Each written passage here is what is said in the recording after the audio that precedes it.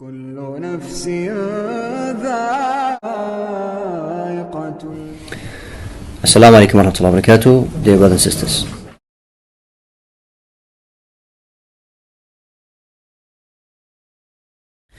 So we will go through and mention some things like the innovations that people do, but to remember, why are people doing that?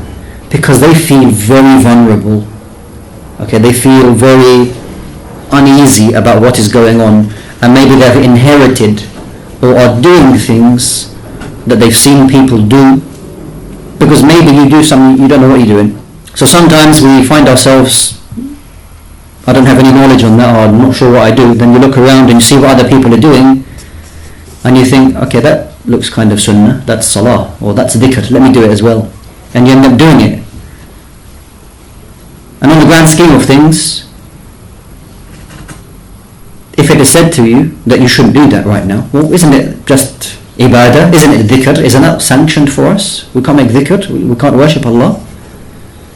Yes, you can, of course, but the point is that there are times when you're supposed to do things. And the very famous example that can be given is Sa'id ibn Musayyib, rahimahullah, that he saw a man praying after Fajr, praying 2 rak'ah. And he rebuked him for, this is not a time to pray. He said, you're rebuking me for praying 2 rak'ah? He said, I'm not rebuking you to pray for praying 2 rak'ah now. But I'm rebuking you for going against the sunnah, because you're not supposed to do that right now. And even a man who assumed ihram, a man who wanted to go into the state of ihram from the grave of the Prophet ﷺ. Now technically, if you assume ihram from that place, is it a valid ihram or not? It's valid. It's valid. Because you've done it before you reach the miqat, the place that you're going to assume, which if you're in Medina will be Dhul Hulayfa. You've done it before that. As long as you don't go past it on your way to Makkah and then assume it, then you're in violation of the places where you're assuming ihram. If you do it any time before that, it is okay. But a man was seen doing it from the grave of the Prophet ﷺ, and he was rebuked for, why are you doing it here? If you really want to do something according to the sunnah, then do it from where the Prophet ﷺ would assume ihram. So we're not necessarily looking at, although it's important the way they're doing it, but if they're doing the action correctly, but then maybe the timing of it, the timing of that may be incorrect.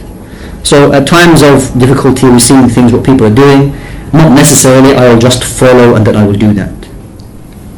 And how big of a ni'mah and how big of a blessing it is that in any one particular situation that Allah subhanahu wa ta'ala has given you, enabled you to have enough knowledge that you can perform that action correctly.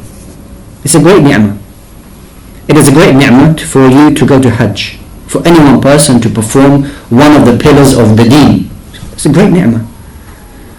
It is unfortunate that maybe that person with that ni'mah that Allah has given them, that they can go to Hajj, that they go to Hajj but haven't got a clue how to do it. It is also a great ni'mah that when you go there, that you know what you're doing from one day to the next, and that you can perform your Hajj as the Prophet ﷺ said, لَتَأْخُذُوا عَنِّي مَنَاسِكُكُمْ, that you will take from me your rites of Hajj.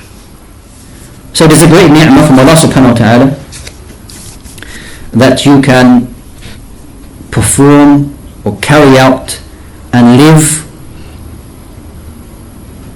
how the Prophet ﷺ, what the Prophet ﷺ taught us to do at any one time. That's a great ni'mah. الذين آمنوا وعملوا الصالحات لنبوئنهم من الجنة غرفا.